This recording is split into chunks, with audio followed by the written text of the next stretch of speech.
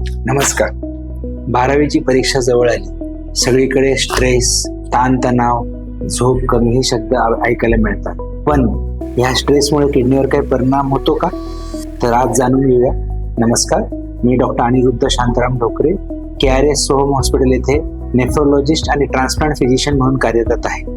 तर स्ट्रेसमुळे आपल्या बॉडीमध्ये काय होतं? तर स्ट्रेसमुळे आपल्या बॉडीमध्ये काही बदल घडतात. जसं स्ट्रेस घेतल्यामुळे शरीरामध्ये कॉर्टिसॉलचं प्रमाण वाढतं, ज्याच्यामुळे आपल्या शरीरामध्ये मीठ पाण्याचं प्रमाण वाढू शकतं. या स्ट्रेस किंवा मानसिक तणावामुळे आपले जे स्ट्रेस कोपिंग ॲक्टिव्हिटीज आहेत, जसं काही लोक खूप वेळा जास्त खातात, पाणी कमी पितात, डिहायड्रेशन, झोप कमी, आणि या सर्व गोष्टींमुळे हा सर्व इफेक्ट जो आहे तो ब्लड प्रेशर किंवा आपल्या रक्तदाबावर होतो.